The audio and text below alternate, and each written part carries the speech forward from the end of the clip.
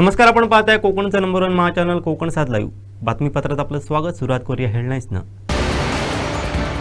सासोली जमीन मोजणी प्रकरणी पालकमंत्र्यांनी जिल्हाधिकाऱ्यांना धरलं धारेवर. सिंधुदुर्गमधील टेंडर मॅनेज होतात, आमदार वैभव नाईक यांचा गंभीर आरोप. आणि त्या चर्चांवर शिक्षण मंत्र्यांकडून खुलासा. आता पाहूया सविस्तर.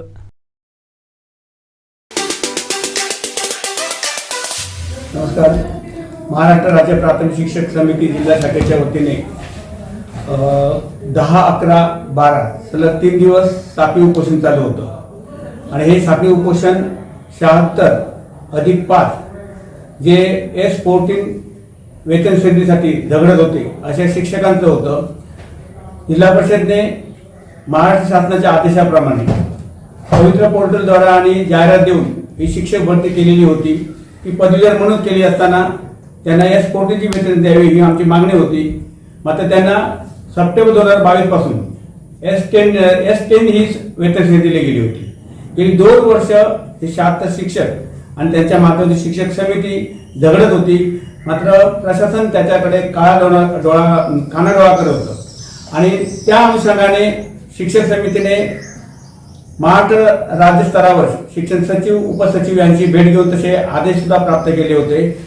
आणि या अनुषंगाने एवढं होऊन सुद्धा आदेश मिळत नसल्यामुळे 10, 11 आणि 10 तारीखपासून साखळी उपोषण नोटीस दिली होती. जर हे प्रश्न सुटलेच नसते तर ते हेच आंदोलन पुढेपर्यंत बेमुदत उपोषणाचं देणार होतो आम्ही.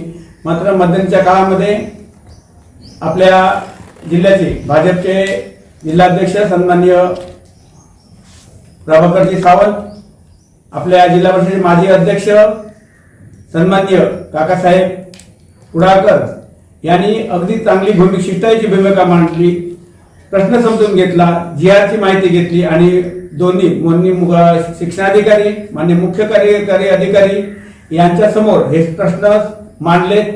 आणि भूमिका म्हणजे शिक्षकांची मागणी कशी योग्य आहे पटवून दिल्यानंतर माननीय मुख्य कार्यकारी अधिकारी साहेब यांनी सुद्धा सकारात्मकता दर्शवली.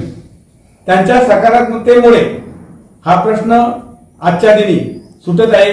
आणि त्यामध्ये खरं म्हणजे शुक्रवारी बैठक शिवसाहेबांच्या समोर बैठक झाल्यानंतर या उभयता म्हणजे दोन्ही सावंत, काका कुडाळकर यांच्या समेत चर्चा झाल्यानंतर आम्ही सोबत होतो. चर्चा झाल्यानंतर 2 दिवसाची त्यांनी मुदत मागितली होती आणि ती प्रशासनाला मुदत देणे आम्हाला त्या ठिकाणी योग्य वाटलं म्हणून आम्ही 2 दिवसाची मुदत दिली होती. समोर ते आदेश देणार होते आणि आज सोमवारी त्यांनी दिलेला शब्द पाळलेला आहे. मान्य मुख्य कार्यकारी अधिकारी यांनी दिलेला शब्द पाळला.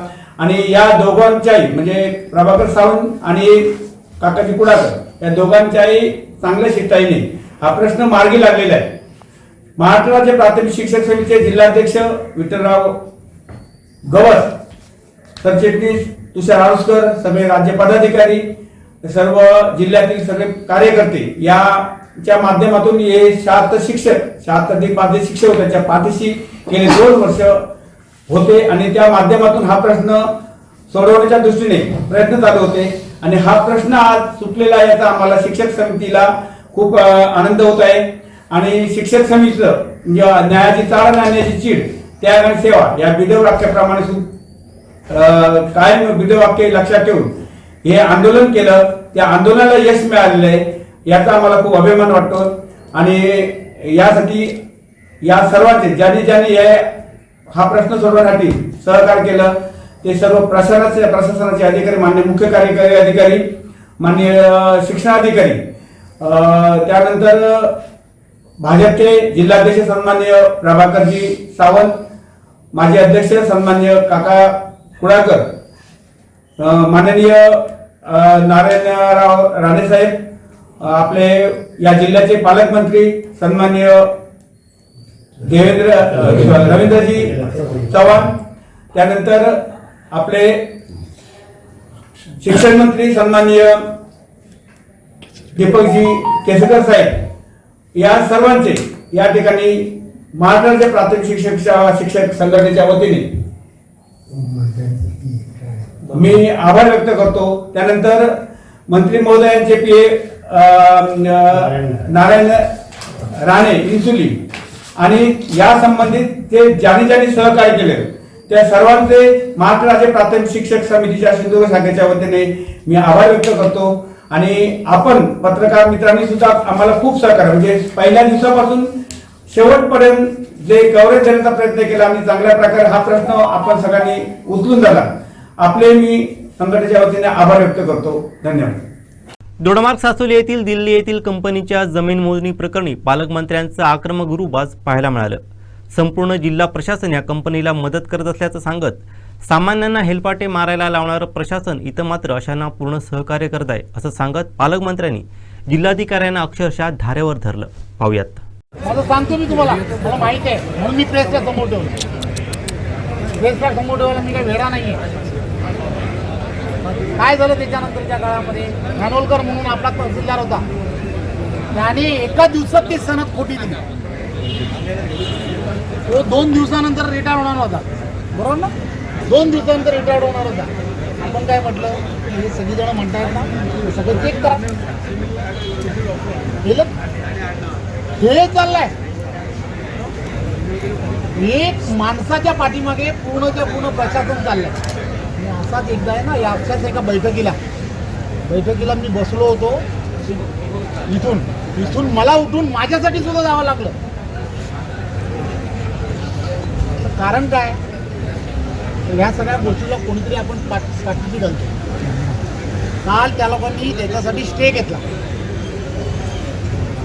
सर देखो क्या दादागिरी, देखो क्या लोग कायदेशीर चालता है, दादागिरी है. इन्होंने स्टे लेने के बाद में हमारे पुलिस प्रोटेक्शन के अंदर आमच्या पूर्णच्या पूर्ण अधिकाऱ्यांच्या देखरेखीमध्ये त्यांनी मात्र त्याचा आहे ना सर्वे केला.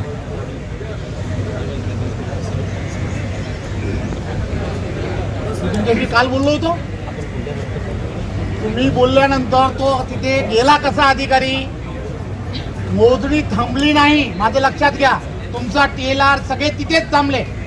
एक तर तुम्ही इथे डिपार्टमेंटमध्ये राहू नका, नाही जर तुम्ही कलेक्टर म्हणून हे करू शकत नाही तर. अरे ही काय पद्धत आहे हो? यांची साधी मागणी ही तुम्ही नाही साध्य करू शकत. पहिल्यांदा काय करा माहितीये का, ते पूर्णच्या पूर्ण त्या खानोलकरनी जे दिलंय ना, कॅन्सल करा पहिल्यांदा. तुम्ही म्हणाला होतात कलेक्टर, तुम्ही काय म्हणाला होतात जेव्हा ही लोक उपोषणाला बसली, यांना मी उपोषण सोडायला सांगितलं. हे चुकीच्या पद्धतीने झालं. म्हणाला होतं काय त्याला काय निमंत्रण द्यायचं, तर तुम्ही निमंत्रण द्यायचं.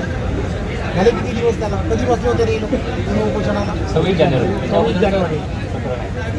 म्हणजे काय फक्त बसलेल्या माणसाला उठवण्यासाठी आम्ही लोक फक्त येतो का तिथे? सर हे एक प्रकरण झालं. त्या दिवशी मी एक आर्टिकल दिलं, ते अगदी सामान्य जनतेला अगदी तलाठी कार्यालयापासून ग्रामसेवक म्हणा, सर्कल म्हणा, एवढ्या फेऱ्या मारायला लावताय. वर्ष 2-2 वर्ष कामं होत नाही सर. आणि मला सांगा की हे आता तुम्ही आमच्या वतीने विचारताय, आश्चर्य वाटतंय. तुम्ही लोक जिल्ह्याचे प्रमुख आहात सगळे, नक्की कोण करतोय हे तरी समजू दे. प्रशासकीय यंत्रणा जर विचारत नसेल तर लोकांनी सामान्यपणे काय करावं? दाखल्यांवरती नाही लिहिलं नाही. ज्याने जागा विकत घेतल्यानंतर त्याचे 7-12 जर फिरवायचं असेल ना, 7-12 फिरवायचे पैसे मागितले जातात. उदाहरण आहेत त्याच्याकडे सर. पैसे घेऊन सुद्धा कामं होत नाही. 10 उदाहरणं आहेत म्हणतात ती लोक. प्रकार असं म्हणायला लागले ना, तर हे किती वाईट आहे. ही लोक तुमच्याकडे जी कोण माणसं असतील ना, ती माणसांची सगळे ना त्यांनी ओरस भरून जाईल. किती मला पत्र द्या, ह्या माणसाकडून असं केलंय, आम्ही त्याच्यावरती काय कारवाई करावी, यांनी करायला लावली. हा तुम्ही महसूल खात्याला सांगतो काय करायचं. आदरणीय मुख्यमंत्री सामान्य माणसासाठी काम करतात, देवेंद्रजी सामान्य माणसासाठी काम करतात. आणि तुम्ही लोक काय करताय माहिती का, सगळं नाश करता. सर गरीब माणसं रडतायत तिथे जागेवर. यांच्या जमिनीमध्ये आलोकांना जायला त्रास आहे.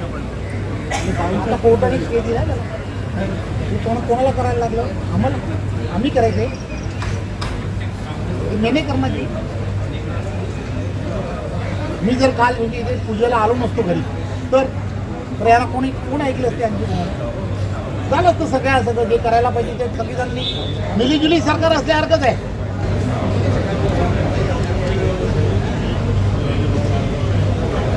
कधीपर्यंत करणार तो मग त्यांचं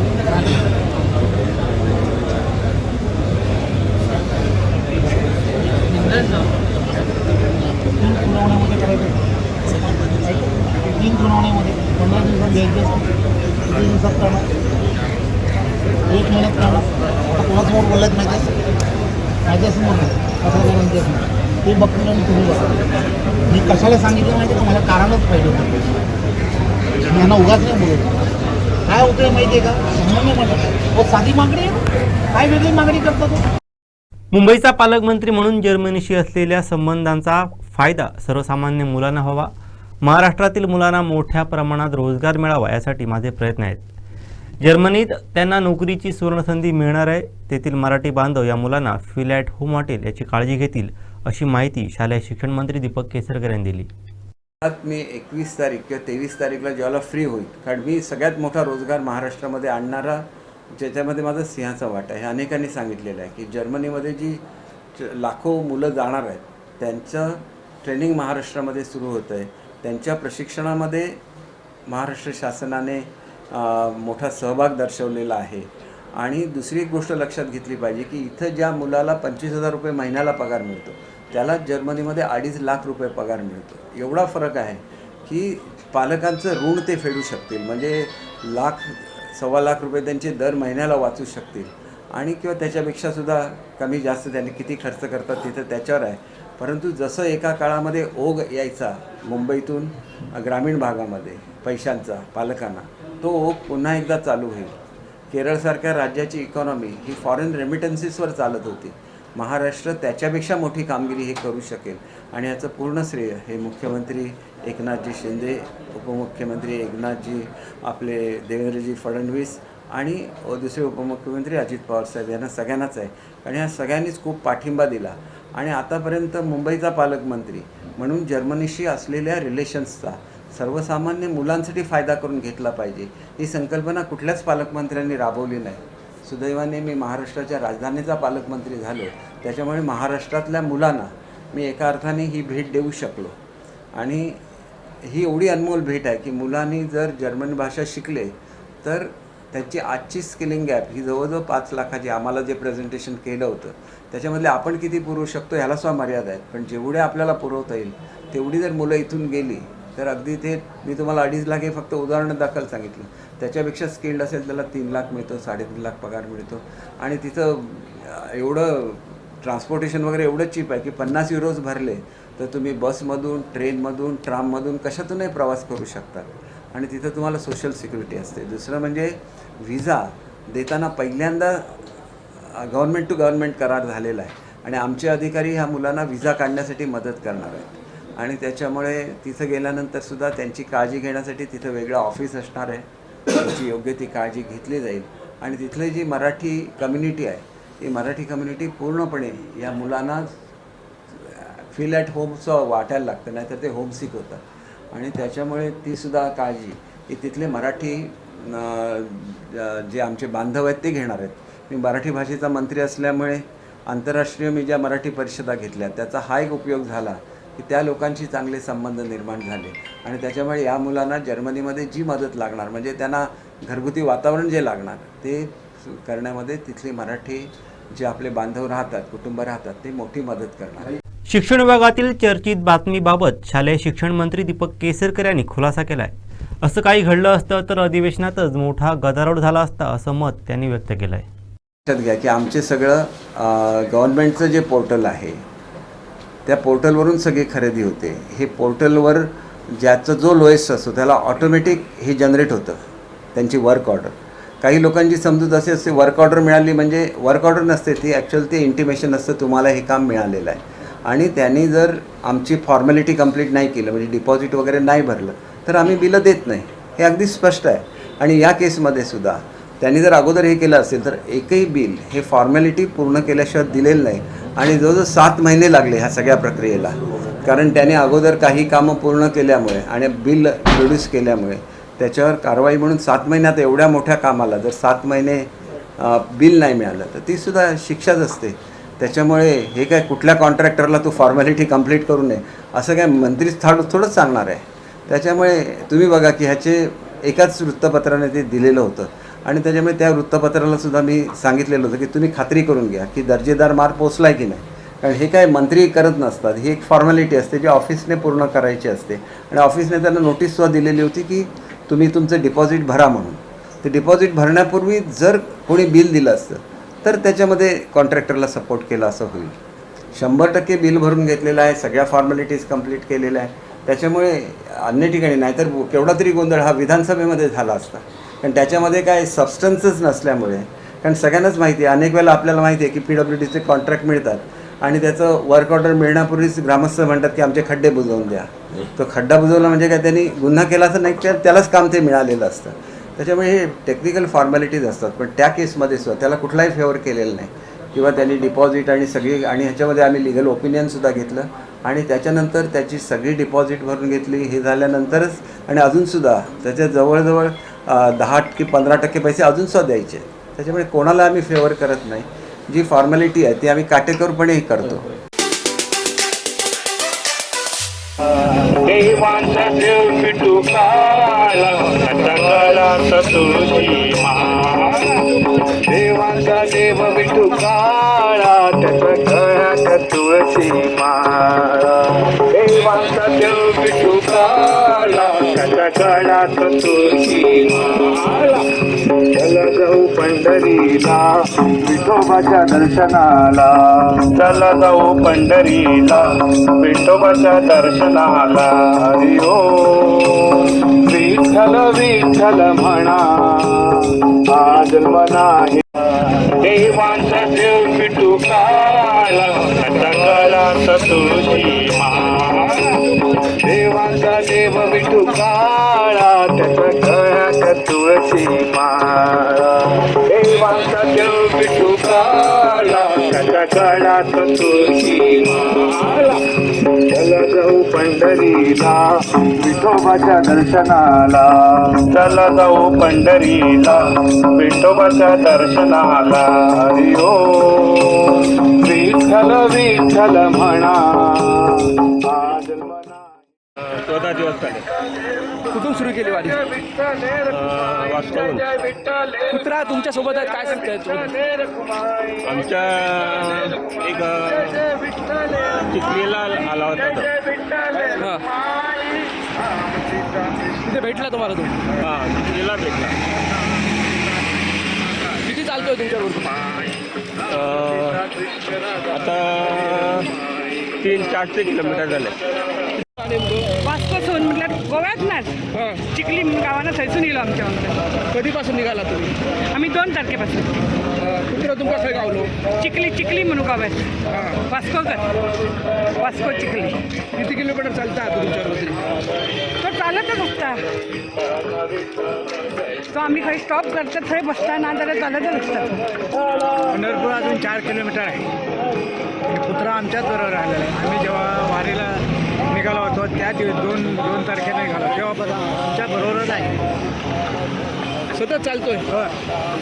एकदा आजारी पडलेला तेव्हा डॉक्टरकडे जाऊन 2 इंजेक्शन दिले, झाला. कुठली दिंडी तुमची? मुरगाव वास्को गोवा. मुरगावहून आलो आहे. मुरगावहून आलो आहे.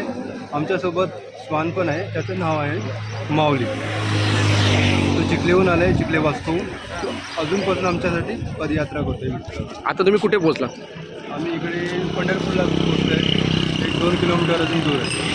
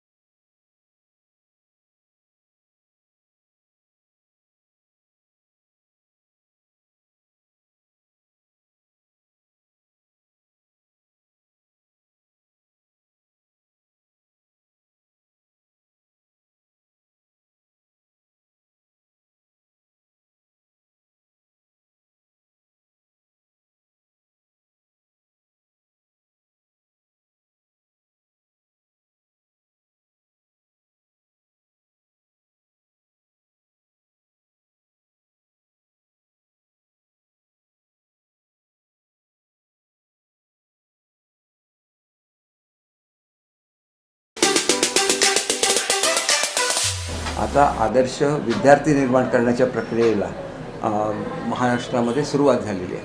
माझे सर्व सामाजिक कार्यकर्त्यांना विनंती आहे की आम्ही जे पुस्तक दिलेलं आहे त्याच्यामध्येच वहीची पानं आहेत. त्याच्या व्यतिरिक्त जर वह्या घेऊन गेले तर त्याच्या मागचा जो उद्देश आहे की मुलांच्या पाठीवरचा बोजा कमी करायचा, हा उद्देश साध्य होत नाही. त्याच्यामुळे मुलांनी वह्या ह्या घरी ठेवायच्या आहेत आणि अभ्यासासाठी त्याचा वापर करायचा आहे. शाळेमध्ये त्यांना लिहिण्यासाठी जे लागतं त्या वहीची पानं ही त्यांच्या पुस्तकामध्येच आहेत आणि शिक्षकांनीसुद्धा याची काळजी घ्यावी की मुलांवरच्या दप्तराच्या ओझ्यामुळे मुलांच्या प्रकृतीवर परिणाम होतो. त्याच्याचबरोबर शाळांचा जो वेळ ठरवलेला आहे, हा जो वेळ आहे याच्यामध्ये ज्यांची अडचण असेल त्यांना सूट देण्याचे अधिकार हे स्थानिक शिक्षणाधिकाऱ्यांना दिलेले आहेत. त्याच्यामुळे त्यांनी शिक्षणाधिकाऱ्यांना भेटून तिथली काय अडचण आहे ही समजून सांगितली तर त्याच्यामध्ये असं नाही आहे. मुलांचे पुढे जर डेव्हलपमेंट व्हायची असेल तर त्यांना पूर्ण झोप ही ठराविक वयामध्ये लागते.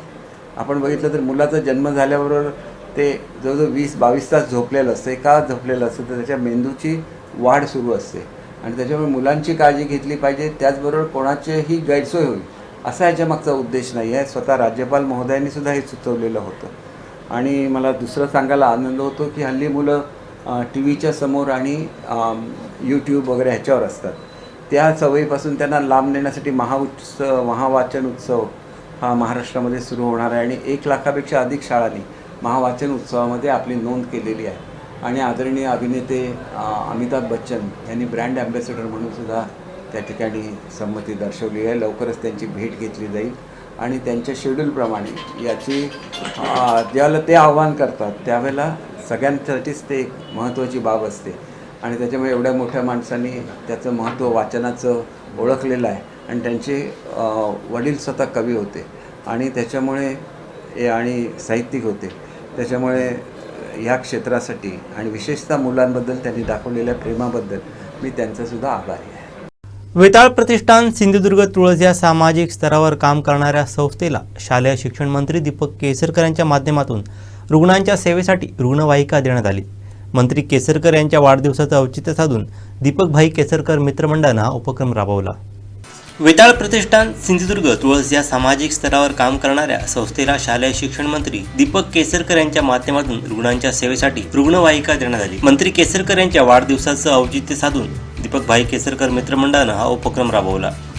मंत्री दीपक केसरकर यांच्या हस्ते संस्थेचे सचिव प्राध्यापक डॉक्टर सचिन परुळकर यांच्याकडे रुग्णवाहिकेच्या चाव्या सुपूर्द केल्या. यावेळी संस्थेचे अध्यक्ष विवेक तिरोडकर, सदस्य माधव तुळसकर, गुरुदास तिरोडकर, महेश राऊत, सागर सावंत यांच्यासह शिवसेना जिल्हा समन्वयक सचिन वालावलकर, शिवसेना तालुका प्रमुख नितीन मांजरेकर, संजय परब, सुनील दुबळे आदी पदाधिकारी उपस्थित होते.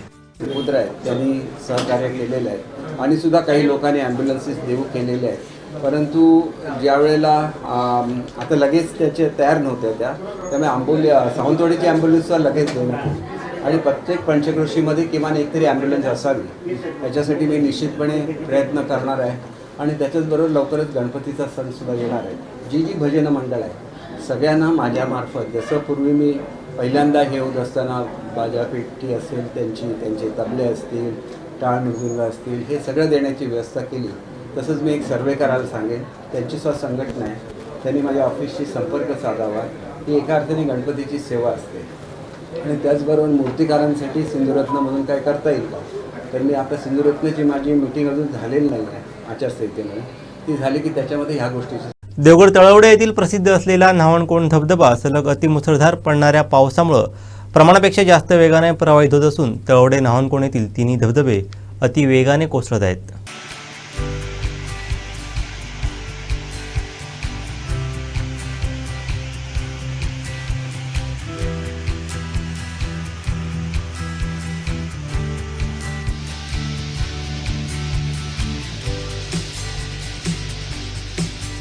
देवगड तळवडे येथील प्रसिद्ध असलेला न्हावणकोंड धबधबा सलग अतिमुसळधार पडणाऱ्या पावसामुळे प्रमाणापेक्षा जास्त वेगाने प्रवाहित होत असून तळवडे न्हावणकोंड येथील तीनही धबधबे अतिवेगाने कोसळत आहेत.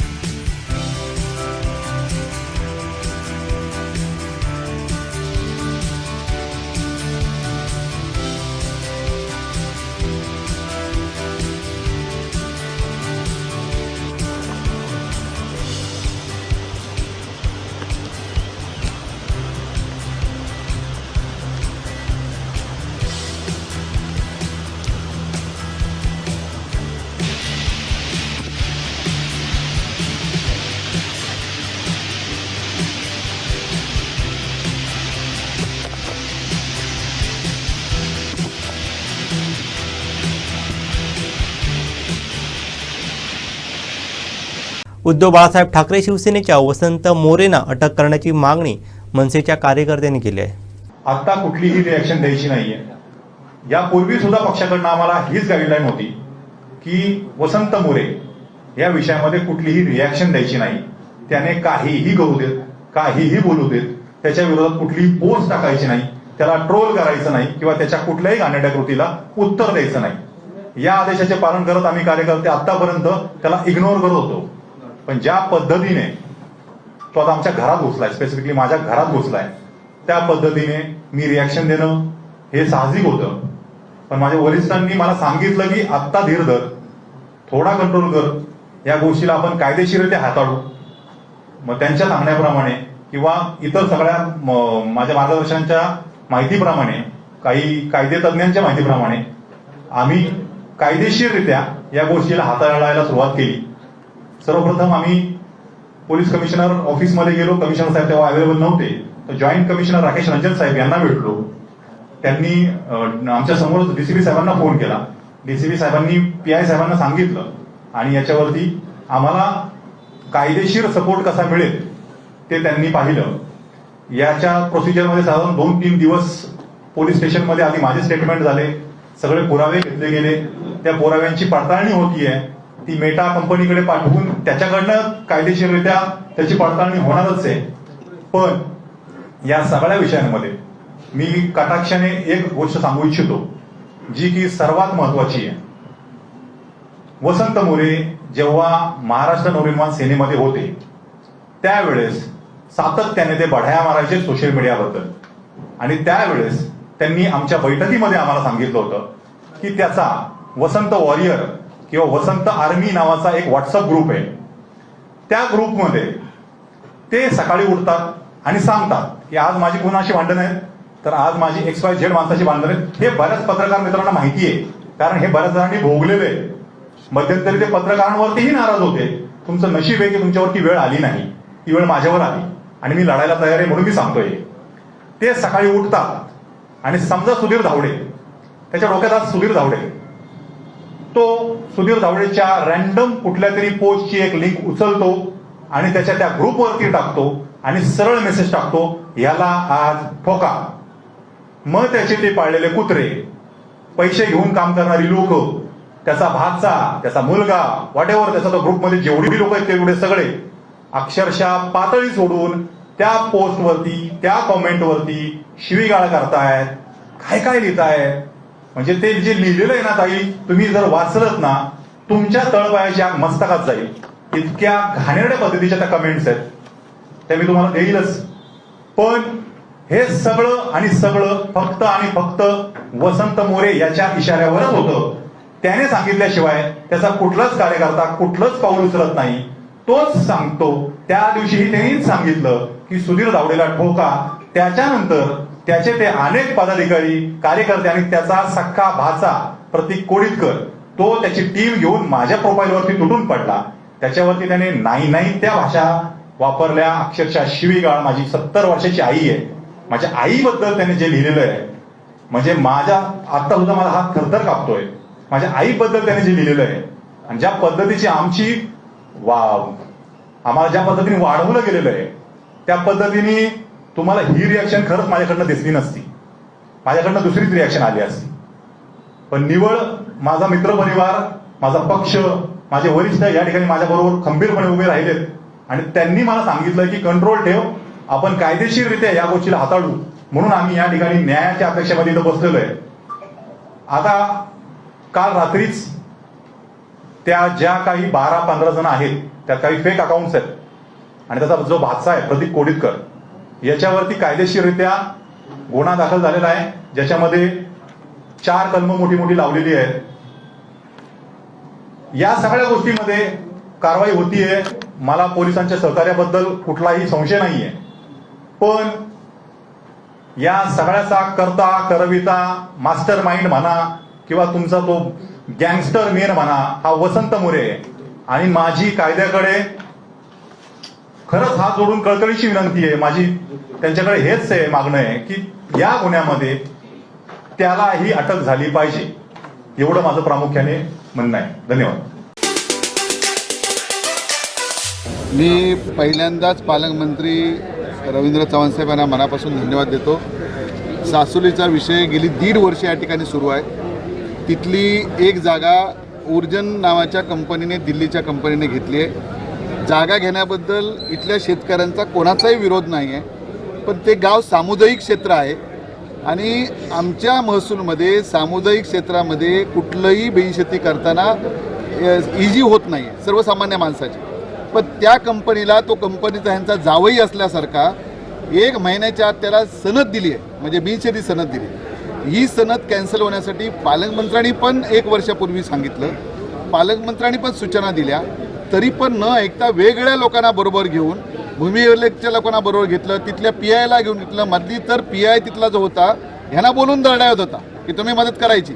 जसा यांचा जावई असल्यासारखा पैशाच्या जोरावर ही मंडळी त्या ठिकाणी काम करतात. यांच्या बागायती आहेत, त्या बागायतीमध्ये पण यांना जाता येत नाही. 50-50 तिने बाउन्सर ठेवलेले आहेत. सातत्याने आमची सत्ता असल्यामुळे आम्ही विरोध करत होतो. पण आज पालकमंत्री तुमच्यासमोर सांगण्याचं कारण इथले कलेक्टर, इथले प्रांत, इथले तहसीलदार यांच्या सगळ्यांच्या समोर आज त्यांनी सूचना आपल्या सगळ्यांच्या समोर दिली. पालकमंत्री तुमचे आहेत, सत्ताधारी पालकमंत्री असून सुद्धा प्रशासन ऐकत नाही, हे दुर्दैव वाटत नाही? प्रशासन ऐकत नाही असा विषय नाही की प्रशासनाने वरच्या कलेक्टरने सूचना दिल्यानंतर सुद्धा खाली जी मंडळी काय जे प्रॉब्लेम करत होते ते सगळ्यांच्या समोर यावं म्हणून आज पालकमंत्र्यांना पुन्हा एकदा त्या ठिकाणी आज ही मंडळी भेटली, कालही भेटली. आणि काल पालकमंत्र्यांनी लावलेली तिकडे मोजणी, आज बघा रेड अलर्ट चालू आहे. आमचंच प्रशासन म्हणतं घरातनं कोणी बाहेर पडायचं नाही, आणि काल ह्यांना तिथे जाऊन मोजणी करतात. त्यामुळे हे जे मोजणीचे अधिकारी आहेत त्यांच्यावर कारवाई व्हायला पाहिजे. जो तहसीलदारने सनद दिली आहे त्यांना बिनशेती सनद, त्याच्यावर कारवाई व्हायला पाहिजे. कारण यांनी त्याच्यानंतर अपील दाखल केले प्रांताकडे. तर प्रांताकडे दाखल केल्यानंतर त्यांच्या वकिलांनी त्याच्यावर ऑब्जेक्शन घेतलं की सनद द्यायचा अधिकार आणि सनद रद्द करण्याचा अधिकार हा प्रांतांना नाही, हा कमिशनरचा आहे, असं त्यांनी निर्णय घेतला. आता तो निर्णय घेणारा कोण? जो निर्णय आहे तो तिथल्या प्रांतांनी घ्यायला पाहिजे. पण टोलवाटोलवी करतात आणि म्हणूनच आज पालकमंत्र्यांनी आपल्या सगळ्यांच्या समोर अधिकाऱ्यांना सूचना दिलेल्या आहेत. आणि मला खात्री आहे की आज ज्या पद्धतीने सूचना दिल्या आहेत त्या पद्धतीने यांना 1 महिन्यात न्याय मिळेल ही माझी या ठिकाणी निश्चितपणे खात्री आहे. धन्यवाद. नियोजनच्या बैठकीमध्ये आपण बघितलं असाल की शेकडो कोटीचा निधी आला आहे, परंतु निधी खर्च झाला नाही ही वस्तुस्थिती आहे. आणि त्या संदर्भात पालकमंत्र्यांनी सुद्धा ते मान्य केलं आहे की हा खर्च निधी होऊ शकला नाही. त्याचबरोबर जे टेंडर झाले ती टेंडरामध्ये कोणाची तरी अदृश्य शक्ती हात आहे आणि त्यामुळे सिंधुदुर्ग जिल्ह्यातली सगळी टेंडर ही मॅनेज होली जातात. आणि त्यामुळे पालकमंत्रीसुद्धा हतबल आहेत, ते त्यांनी आपल्या आजच्या याच्यात सांगितलं आहे. आणि तरी पण आमची अपेक्षा आहे की ही कामं लवकरात लवकर होतील. आज शासकीय मेडिकल कॉलेजला आज निधी नसल्यामुळे त्या ठिकाणी अनेक सोयी बंद आहेत. आज आपण बघितलं की जिल्ह्यातील शाळेच्या संदर्भात सुद्धा आज खरं तर बाहेर उपोषणाला लोक बसले आहेत आणि त्यांना आधी काय आश्वासन दिलं होतं की त्यांना नोकरीत आपण घेऊ, आणि आता त्यांना पुन्हा तेच आश्वासन देण्यात आलं आणि त्याची कुठली कारवाई नाही. जिल्ह्यातील क्रीडा संकुलामध्ये एकही जिल्ह्यातील क्रीडा संकुल गेल्या 3 वर्षामध्ये पैसे होऊन सुद्धा ते खर्च झाले नाही ही वस्तुस्थिती आहे. जिल्ह्यात ऑनलाईनप्रमाणे जी आपण हे करतो आहे, परवानगी घेतो आहे, बांधकाम परवानगी घेतो आहे, ह्या परवानगी गेल्या 8 महिन्यापासून बंद आहेत. त्यामुळे जिल्ह्यातील प्रशासन आज खरं तर ह्या बैठका वारंवार झाल्या पाहिजेत. आज पंतप्रधान मुख्यमंत्री सडकमध्ये 5% सुद्धा निधी खर्च झाला नाही आणि त्यामुळे हा सगळा निधी अखर्चित झाला आहे आणि ह्याला जबाबदार कोण? आणि त्यामुळे अशा बैठकांमध्ये तत्वज्ञान सांगून काय होणार नाही. तर जिल्ह्याचा विकास आज 2 वर्ष ठप्प झाला आहे. जिल्ह्यामध्ये अनेक मंत्री आहेत परंतु हा ठप्प झाला आहे. आणि त्यापेक्षा दुर्दैव म्हणजे आज जिल्ह्यातील लोकप्रतिनिधी म्हणून जिल्ह्याच्या बैठकीला किती लोक उपस्थित होते, किती लोकप्रतिनिधी उपस्थित होते ह्याचा पण विचार जिल्ह्यातील जनता करेल. आज जिल्हा नियोजनच्या बैठकीमध्ये पालकमंत्री 11:30 पासून 3 वाजेपर्यंत बैठक चालली. एकमत लोकप्रतिनिधी जिल्ह्यातील आलेत, अर्धवट मिटिंग घेऊन ते गेलेत, 2 लोकप्रतिनिधी आलेच नाहीत. आणि त्यामुळे जिल्ह्याबद्दल काय असतं आहे हे आजच्या बैठकीत दिसून आलं. त्याच्यामुळे टेम्पररी जे मी तुम्हाला शब्द दिला होता ते आजसुद्धा मी त्यांना सांगितलं की जेवढ्या मोकळ्या जागा आहेत त्याच्यावर टेम्पररी करा. फक्त 3 जिल्ह्यांना दिलेली आहे परवानगी अशी, सिंधुदुर्ग, रत्नागिरी आणि पालघर 3 जिल्ह्यांना दिली आहे. आणि जर कुठले असे जिल्हे निघाले तर त्यांना देऊ, त्याच्याबद्दल प्रश्न नाही. फक्त तुम्ही सांगताना मी पुन्हा एकदा लॉ अँड ज्युडिशरीकडे पाठवतो असं विभागीय घेता येईल आणि तुम्हीच त्याचं उत्तर बघा. तुमच्या समक्ष पाठवतो, मी पाहिजे तर तुमच्यावर त्या संबंधित सचिवांकडे येतो आणि तुम्ही स्वतःची खात्री करून घ्या. आता दुसरा भाग असा राहिला की बेरोजगारांनी काय करायचं, तर त्याच्या संदर्भात कुठल्या तरी स्कीम, वेगळ्या स्कीममध्ये मी जर तुम्हाला मदत करू शकलो, मी आता इथं काय सांगत नाही, परंतु ऐका हो, प्रत्येक गोष्ट शिकवण्याच्याच ह्याच्यावर नसते. अनेक आता असे जॉब्स आलेले आहेत की ज्यामध्ये थोडंसं स्किलचं ट्रेनिंग देऊन आम्ही तुम्हाला त्याच्यापेक्षा मोठ्या पदावर पाठवू शकतो. ते मी आता स्वतः करून घेतलं मी परदेशात जाऊन. परंतु त्याला काही रिस्ट्रिक्शन नाही, त्याला रिझर्वेशन नाही, त्याला काय नाही. ती खाजगी कंपन्यांमध्ये नोकऱ्या असतात आणि त्याला 10 पट पगार असतो. तुम्ही जो मिळवता त्याच्या 10 पट पगार असतो. परंतु ती चर्चा मी सेपरेट करू शकतो. आज चर्चा कशाबद्दल आहे की विभागीय घेता येतील का. मी पुन्हा एकदा प्रस्ताव पाठवतो लॉ अँड ज्युडिशरीकडे आणि तुम्ही या मुंबईला तुमच्या समक्ष मी येतो, त्याच्या सेक्रेटरीकडे त्यांच्याशी बोलतो आणि त्यांनी जर मार्ग काढून दिला की बा हे अशा पद्धतीने होऊ शकतं, आज तर माझी तयारी आहे. शेवटी हा निर्णय कोर्टाकडे आहे, माझ्याकडे नाही. तुम्ही म्हणता साहेब विभागीय भरती काय आहे. 9 फेब्रुवारी 1988 रोजी कोकण निवड मंडळ स्थापना झाली. 11 जून 1999 रोजी त्याचे बरखास्त झालं. मला सांगा, याच्यात सिंधुदुर्ग, रत्नागिरी, रायगड, ठाणे आणि मुंबई 5 जिल्ह्यांची भरती होत होती. तसंच खानदेश, विदर्भ, मराठवाडा या जिल्ह्यांची भरती होत होती. मग तिथले स्थानिक त्या ठिकाणी लागत होते. त्यामुळे बदली प्रक्रियेचा प्रश्न उद्भवत नव्हता. सांगण्याचा उद्देश काय की त्या ठिकाणचे स्थानिक जर लागले असते तर बेरोजगार कोणीच राहिलं नसतं. महाराष्ट्रात तर कोणीच राहिलं नसतं. पद्धत शेवटी रद्द झाली ना. लोक काय करतात की कोर्टामध्ये जातात, ते म्हणतात आम्ही महाराष्ट्राचे हो, पण अधिवेशनात कालच्या अधिवेशनात साहेब एक मुद्दा काढला त्यांनी, सभापती महोदयांनी, काय की यवतमाळची काहीतरी एक शिक्षिका इकडे आली, त्यांचा मुलगा छोटा होता आणि तो छोटा मुलगा मला वाटतं ते 7 आता किती बदली म्हटल्यानंतर 5 वर्षांनी जाणार. ते 5 वर्षानंतर गेल्यानंतर 1 मिनिट माझा ऐकून घ्या, नाही जाऊ शकत म्हणजे ऐकून तरी घ्या. 5 वर्षांनी किंवा 7 वर्षांनी गेल्यानंतर तो मुलगा मोठा होतो. त्यामुळे याच्यावर उपाय काय असं त्यांनी महाजन साहेबांना विचारलं. त्यावेळी या प्रश्नाचं उत्तर त्यांनी सांगितलं की याच्यावर कार्यवाही करतो. पण याच्यावर माझं उत्तर असं आहे की त्या जिल्ह्यातील त्या स्थानिकांची त्या ठिकाणी जर जिल्ह्याच्या ठिकाणी जर भरती केली तर प्रश्न दुरावणार आहे. आणि दुसरी गोष्ट बदलीचा प्रश्न मिळेल होऊ शकतं. तर मी असा प्रस्ताव पाठवतो लॉ अँड ज्युडिशरीकडे. त्यांचं उत्तर काय येतं ते तुम्ही स्वतः बघा. आणि जिल्ह्यातल्या शाळा बनवण्यासाठी हा एक मुद्दा आहे की बोली भाषेमुळे बऱ्याच विद्यार्थ्यांचं नुकसान होतं. त्याच्यामुळे पालकांनी सरळ आपली मुलं काढली आणि कॉन्व्हेंटकडे घातलेली आहे आणि त्याचा परिणाम जिल्हा परिषद शाळांवरती. आता बघा साहेब, जिल्हा परिषदेची एकही शाळा आम्ही बंद केलेली नाही. बंद नाही झाली. माझ्या शाळेतली 4 मुलं सुद्धा मी सुरू ठेवली. साहेब ते बरोबर आहे. मी काय म्हणतो, 7 महिन्यापूर्वी जी बदली प्रक्रिया झाली, बदली प्रक्रिया पहिली झाली त्यावेळी भरती प्रक्रिया झाली नाही. बदली प्रक्रियावेळी भरती प्रक्रिया होणं गरजेचं होतं. परंतु ती न झाल्यामुळे 120 ज्या शाळा आहेत त्या शून्य शिक्षकी झाल्या. शून्य शिक्षक झाल्यामुळे आपल्या ज्या पालकांनी मुलं आहेत ती परजिल्ह्यात राज्यात सुद्धा शिकवायला पाठवली. मला सांगा, यात आमचा दोष काय. मी परमिशन दिलेली होती ना, मी परमिशन दिलेली होती, त्याच्यामुळे तर तुमचे लागले ना. आणि माझी ती परमिशन आज सुद्धा व्हॅलिड आहे. तुम्हाला या वर्षाचा त्याच्यासाठी साहेब त्याच्यासाठी शिक्षणाधिकाऱ्यांचे आणि सीओ साहेबांचे आम्ही उमरे ठरवले की बाबा साहेब आमची जी यादी आहे बदलून गेले. आमची जी यादी आहे त्या जिल्ह्यातल्या ज्या बेरोजगारांना तुम्ही घ्या असं सांगितलं. त्यांनी काय केलं, शाळा व्यवस्थापन समितीला आदेश दिले. शाळा व्यवस्थापन समितीला आदेश दिल्यामुळे साहेब काय झालं, आमचं भांडण झालं. कोण वेगळाच विषय झाला. त्याच्यामुळे जर त्यांनी जर यादी घेतली असती तर हे जे बेरोजगार आहेत त्यावेळी कुठे. आंबोली गावठणवाडी येथील जिल्हा परिषद शाळेत मद्यधुंद अवस्थेत असलेल्या हुल्लडबाज लोकांकडून विद्येचे मंदिर असणाऱ्या शाळेत मद्यपानास बसल्याची घटना घडली. माजी पंचायत समिती सदस्य संदीप गावडे येथील शाळेत वया वाटपाच्या कार्यक्रमासाठी गेले असता पालकांनी संबंधिताचा व्हिडिओ दाखवत आपली कैफियत त्यांच्यासमोर मांडली.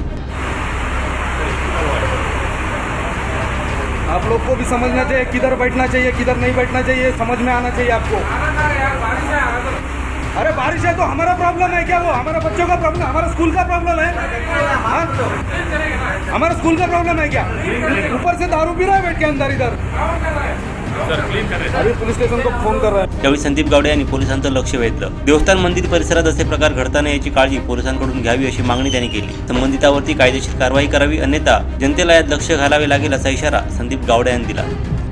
आंबोलीमधील गावठणवाडीमधील जिल्हा परिषद शाळेतला हा धक्कादायक असा प्रकार आहे की ज्याच्यामध्ये मद्यधुंद अवस्थेत, मी त्यांना पर्यटक म्हणणार नाही कारण की ही माणसं दारू पिऊन मजा करायला येतात आणि ती शाळेत त्यांनी केलेला प्रकार हा निंदनीय आहे. आणि अशावेळी फक्त म्हणजे हा प्रकार काल तिथे त्याचे व्हिडिओज आम्हाला भेटले म्हणून त्या शाळेमध्ये मी वया वाटपाच्या कार्यक्रमासाठी गेलो असता तिकडच्या पालकांनी मांडलेली ती व्यथा होती. मन हेलवून टाकणारा हा प्रकार आहे. पण त्याशिवाय जर आपण आंबोलीत जर बघितलं तर पर्यटनाच्या नावाखाली जो काही त्रास होतोय स्थानिकांना तो कुठेतरी कमी झाला पाहिजे. आणि फक्त शाळा नाही तर देवस्थानं असतील किंवा छोटी देवळं असतील अशा ठिकाणी सुद्धा तिथे एक लिंगाची राय म्हणून एक अतिशय पवित्र असं स्थान आहे. ह्या पण ठिकाणी असे प्रकार होतात की जिथे बाहेरचे हुल्लडबाजी करणारे पर्यटक हे येतात, दारू पितात, तिथे घाण करतात. हे सगळे प्रकार बंद झाले पाहिजे. ही जबाबदारी कालच निवेदन दिलेलं आहे, त्यांना संपूर्ण प्रकाराची माहिती दिलेली आहे. त्या संपूर्ण गावामध्ये किंवा चौकुळ असेल जिथे अशा प्रकारचे प्रकार होतात सर्व त्यांना सांगितलेले आहेत. त्यांना सांगितले की तुम्ही ह्याच्यावरती ताबडतोब कारवाई करा. विशेषकर शनिवार, रविवार आणि जे काही सार्वजनिक सुट्ट्याचे दिवस असतात ह्या दिवशी असे प्रकार जास्त होतात. आपण तिथे पेट्रोलिंग करून तिथे त्या गोष्टीला आळा घालणं गरजेचं आहे. पोलिसांनी या बाबतीत आम्हाला सांगितलं की त्यांनी सांगितलं की आम्ही आता इथून पुढे अशा ठिकाणी पेट्रोलिंग सुरू करणार आणि जर अशा ठिकाणी जर त्या पर्यटकांना जी काही कायदेशीर कारवाई असेल तर त्यांच्यावरती जी काही कारवाई असेल ते तिकडे करणार.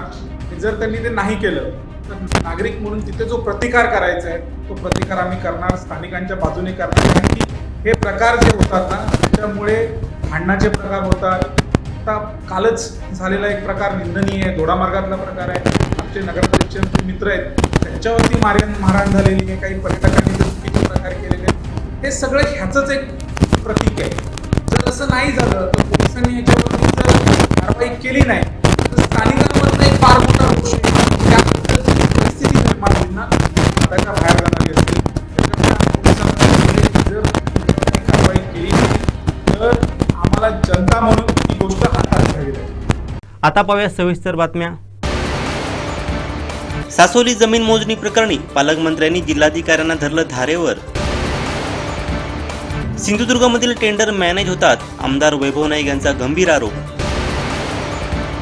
आणि त्या चर्चांवर शिक्षण मंत्र्यांकडून खुलासा. शेवटी ठळक घडामोडी पुन्हा एकदा. बातमीपत्रात वेळ झाली ते थांबण्याची. पादरा बदलत्या कोकणचा बुलंद आवाज. कोकणचा नंबर 1 महाचॅनल कोकण साध लाईव्ह. धन्यवाद.